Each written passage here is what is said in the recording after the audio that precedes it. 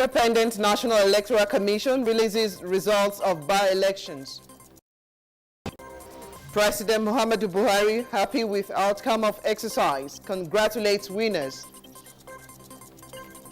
Plus, South Korea raises COVID-19 alert levels as cases of infections rise.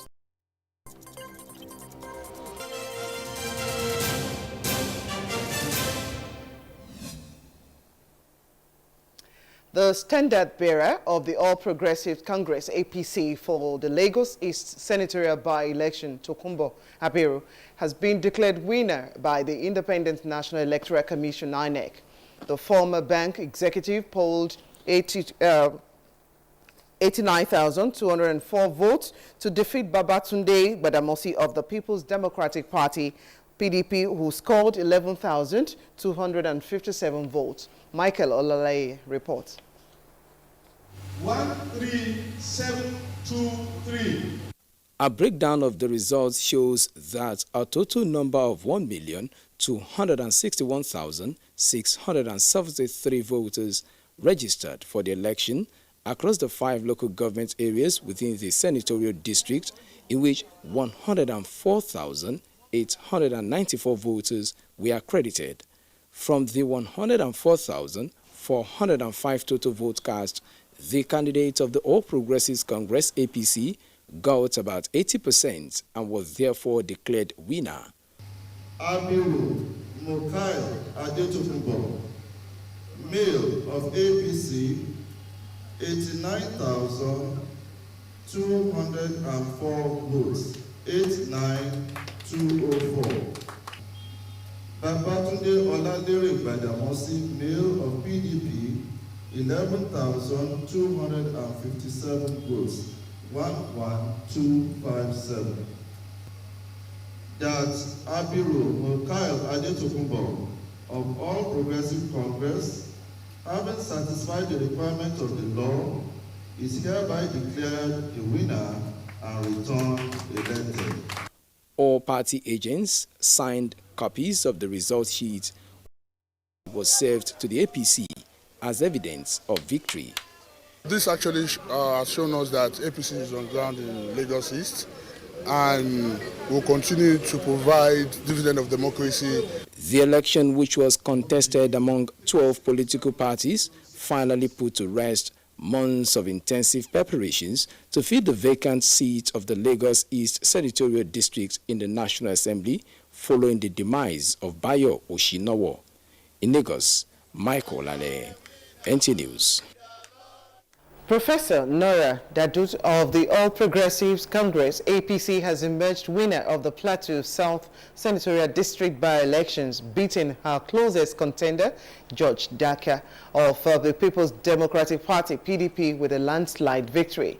Returning officer of the senatorial by-election, Vice Chancellor of Federal University Lafia, Professor Idris, announced the results at the Collation Center in Shendam. Kim Gwat's report. 10 political parties participated in the 5th December 2020 Plateau South Senatorial District by-election to fill the vacuum created following the demise of late Senator Ignatius Lonjan. Professor Nora Ladi Dadut of the APC secured a total of 83,151 votes to beat her close rival George Dika of the PDP, who scored 70,838 votes. Dadut of APC, having satisfied the requirements of the law, is hereby declared the winner and is returned elected. Thank you very much. Although some irregularities were recorded in some polling units, the election was generally peaceful with the heavy presence of security personnel at all polling centers. It was also observed in compliance with COVID-19 protocol across the 6 local government areas of the senatorial district. In Jos, Kim God's, NTA News. In the meantime, the presidency has described as welcoming the results of the by-elections conducted in some states, which show that the governing All Progressive Congress APC remains the chosen party of Nigerians. A statement signed by the Senior Special Assistant to the President on Media and Publicity, Garba Shehu, states that the Buhari-led administration does not take this confidence of the people for granted and will not fail them. The statement assures Nigerians that they will not be disappointed for appreciating government's effort at making life better for all, especially under an economy facing the severest test from the global coronavirus pandemic. While thanking the people for their trust in the party and government, the president congratulates successful candidates and is particularly pleased with the outcome of the elections. He urged members of the party to uphold the spirit of hard work, unity, progress and cooperation, which is the bedrock of these victories. Bayelsa State Governor Senator Duye Diri has expressed deep condolences to the Inspector General of Police, Mohammed Adamu, over the loss of some of the force's personnel who drowned while escorting voting materials for last Saturday's senatorial by-election in the state. The boat conveying the policemen was said to have capsized on its way to Oporoma, the headquarters of Southern Ijaw local government area. In a statement by his chief press secretary, Daniel Alabra, Governor Diri also condoled with the families of the deceased policemen. He prayed God to give the police boss and the families of the policemen the strength to bear the great loss. Governor Diri, however, commended the Independent National Electoral Commission, INEC, for the smooth and fast progress it put in place for the election. To bridge the capability gap of the Nigerian Air Force in special forces and combat search and rescue operations, 203 troops have been injected into the existing force. Chief of the Air Staff, Air Marshal Sadiq Abubakar, announced this at the graduation of the combined team at the Nigerian Air Force Regiment Training Center, Air Force Base, Bauchi. Defense correspondent Ismail Musa has details. Marksmanship drill, a vital skill for all military personnel. These are troops of the Nigerian Air Force Special Forces, one of the most feared fighting formation, trained to attack with speed, precision, and superior tactics. These forces are products of a 13-week intensive theoretical and practical training for special forces and combat search and rescue, with emphasis on force projection, protection, and base defense. This training is to upscale the troops' capacity to effectively operate in different difficult terrain and weather conditions. They are expected to provide situation awareness for aircrew to reduce collateral damage, enhance the success and safety of air operations. We have about 300 of these forces in Benue State and another 200 in Zamfara State that are fighting side by side with ground troops in order to ensure the security of our country. Their performance has proven that enhancing the capacity and capability of our personnel is the best way of ensuring the attainment of our operational goals and objectives. The command has trained over 1,200 personnel by conducting 7 Special Forces course, 2 Special Forces Instructors course, and 3 Combat Search and Rescue course. 203 out of more than 300 personnel enlisted for the course 7 and 3 Special Forces and Combat and Search, as well as rescue training, successfully graduated. From the Nigerian Air Force Base in Bauchi, Ismail Musa, NTA News. Still staying with security, a book to inspire young military officers and engender professional know-how in combating elements of insecurity in contemporary Nigeria is paving its way into the wall shelves. The compendium of several decades of experience is captured on the wings of distinction, a memoir of a fighter pilot authored by Air Vice Marshal Christian Chukwu. Francis Form reports. From a young airman to a veteran pilot, 37 busy years on the airspace with an undented career. This is the story of Air Vice Marshal Christian Chukwu, and in order not to let the secrets to his success to fade out with the passage of time, an autobiography is painstakingly compiled. A book of 22 chapters with an inspiring tales, serving as a war room for those in the defense field. So it also presents lessons that should help others to avoid some of the pitfalls that are inherent in human societies and that should help develop more well-rounded, effective pilots for the Nigerian Air Force. Great officer with great friends and schoolmates. For instance, the Minister of Water Resources, Suleiman Adamu, and that of Science and Technology, Ogbonnaya Onu, described the literature as a complete brochure of past and future war guide.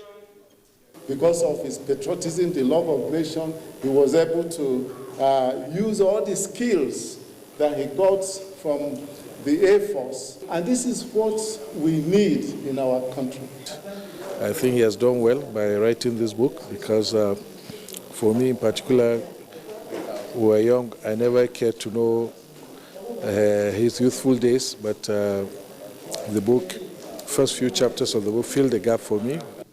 Trembling in the outpouring of goodwill, the author and recipient of many awards put his experience into perspective. I am particularly motivated to write this book to show that you can rise to the peak of your profession by being diligent, by being who you are, and knowing that if you remain who you are, the rules of merit will come up and you will get to where you are supposed to be. It's a book that everybody should read, both youths, anybody. No, whatever your profession, know you are is a service to the fatherland, give it your best as he did, then Nigeria will be a better country for all of us. In Abuja, Francis from NTA News. Just one month security, the Association of Licensed Private Security Practitioners is suing for compulsory ICT training for members as well as amendment of existing private guard companies' decree and act to accommodate current security dynamics. The resolutions are part of the 11-point communique issued at the end of the Nigeria Security and Civil Defense Corps (NSCDC) and the Association of Licensed Private Security Practitioners of Nigeria retreat. Justina Etim reports. Statistics from the United Nations indicates that the ratio of the police to the population in Nigeria is 187 to 1,000 people. It is on this premise that security experts say it is obvious that the police cannot single-handedly provide needed security, especially in the wake of heightened insecurity in contemporary times, thus making the job of private security guards vital to the security architecture of the country. For the private security sector to take its pride of place in the nation's security architecture, it is the yearning of practitioners that personnel be subjected to consistent training and psychological evaluation to ensure that members are fit to carry firearms. We resolve that the unified training to be organized by our regulators would be something regular and it will be sustained. The government of the day and the security agencies will trust us more. They work with us. Before you work as a security guard, very soon, you must have an ID, a certification showing that you have gone through training in an accredited training institution. To complement official security agencies in crime management, the Ministry of Interior is making concerted efforts to establish a training and certification institution for all categories of private security institutions in the country. We're working with the NSCDC to ensure that some of those recommendations and some of those policy initiatives by the Honorable Minister are effectively implemented. Other stakeholders sue for standardization, remuneration, and improved working conditions for private security guards. The private security has come to place to augment what the government agencies are doing. There was presentation of awards to practitioners who have contributed immensely to the improvements of security in the country. In Calabar, Justina Etem, NTA News. This news at 7 is on NTA International. We'll have more reports after this break. Dialogue, empathy, love and unity. These are vital components of nation building. I want to reiterate that the House will do all it can to make sure that everybody that has suffered from police violence, whether you are from the north, from the east, from the west, because everybody in Nigeria suffered from police violence, not just those of us from the southwest. That will be applicable to all, including policemen that lost their lives in this unfortunate incident. Let's build and not destroy.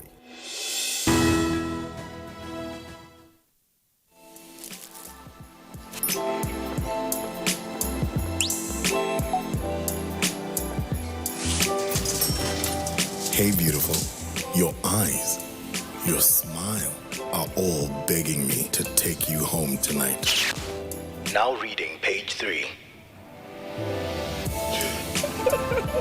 Experience unlimited superfast internet access from Entel 4G. Entel. Live more. You're staying with us on the news at 7 on NTA International. The federal government is to develop a strategy towards boosting production of gum arabic for more revenue generation. This, the government says, is part of the post-COVID-19 economic diversification strategy. Musa Babali reports. This is what gum arabic looks like, a secretion of the acacia tree known in northern Nigeria as gao. Gum arabic is in high demand globally due to its use in beverages, pharmaceuticals, cosmetics, and shoemaking. It is also used as a binder in stamps, envelopes, and cigarette wraps. The global demand of the produce is put at 90,000 to 100,000 metric tons per annum. Nigeria was the largest producer in Africa, producing more than 20,000 metric tons, but lost to Sudan. Production dropped to about 5,000 metric tons annually. Between 2004 and 2014, Nigeria was earning, on the average, $92 million from the export of gum arabic. But now, from 2014 to now, Nigeria is now earning $3 million per annum from gum arabic.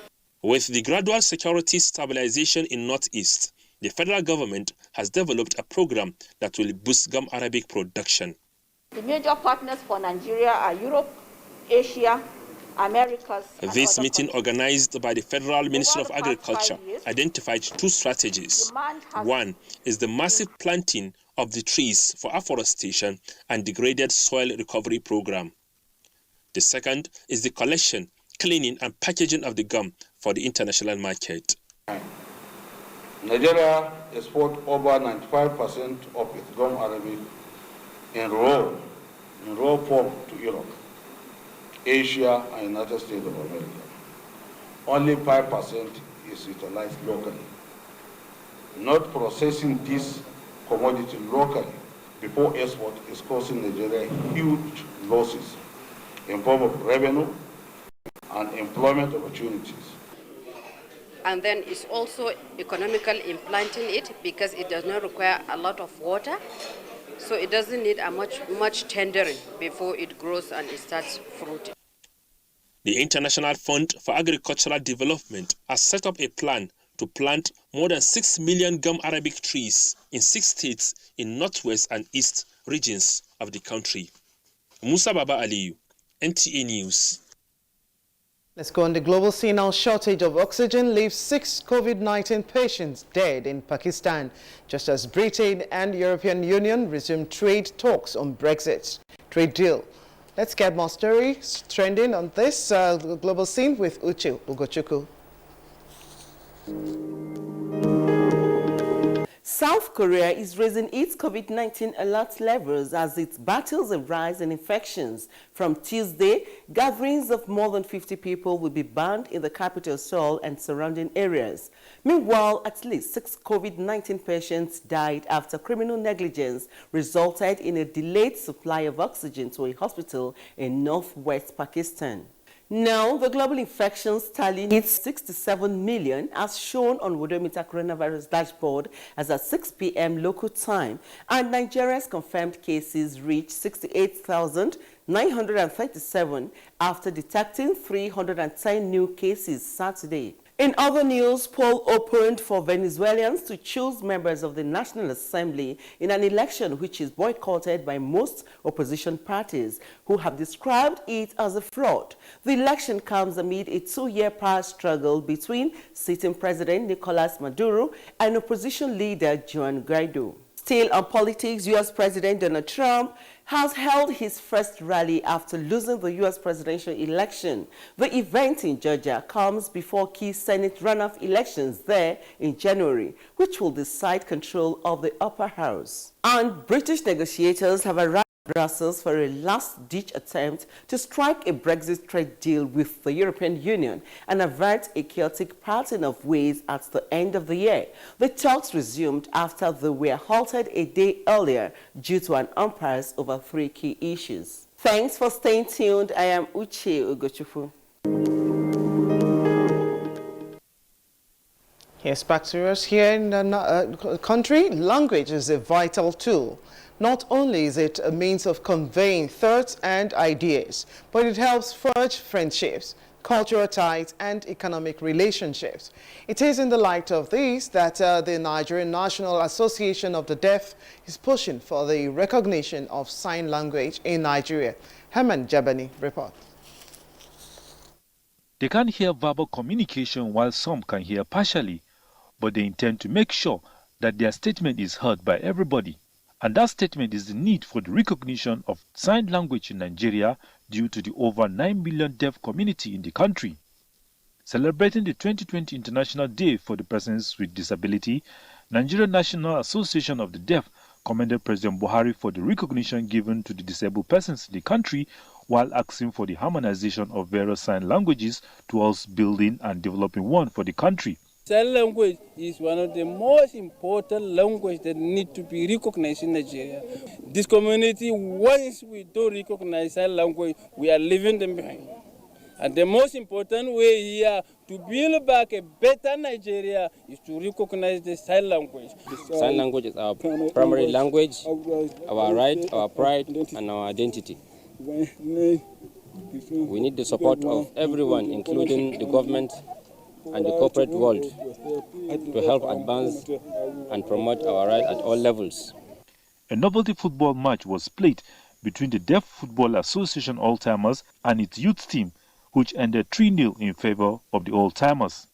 Hamman Jabani, NTA News. Intriguing. Up next is sports update with Amanzi Marcus. Benin Republic lost by a lone goal to Niger, with Togo and Burkina Faso ending their match on a 1-0 draw at the WAFU Zone B tournament. Monday is a rest day. Nigeria's Flying Eagles placed second in the maiden edition in 2018 and are hopeful of qualifying to the CAF Under-20 Championship in 2021, which serves as a qualifier for the FIFA Under-20 World Cup. Meanwhile, Swedish pole vaulter Armand Duplantis has been named Male Athlete of the Year, while Venezuela's triple jumper Yulima Rojas earned the women's title during World Athletics Annual Awards held virtually for fear of COVID-19. Duplantis broke Sergei Bubka's 26-year-old world record by clearing 6.15 meters with an indoor record of 6.18 meters in Glasgow, Scotland in February to finish the season unbeaten in 16 competitions. On her part, Rojas set a new indoor world record of 15.43 meters at the Madrid World Athletics Indoor Tour meeting to break a mark that stood for 21 years. As uncertainties around the first Grand Slam of the season continues, WTA plans to start the 2021 season in the first week of January outside Australia ahead of the journey to Melbourne for quarantine before the Australian Open. The Women's Tour Chief Executive Steve Simon told Reuters, "The Australian Open, we are expecting it to happen." Negotiations with Australian health authorities still drags on over when the players will arrive Australia and what they will be allowed to do.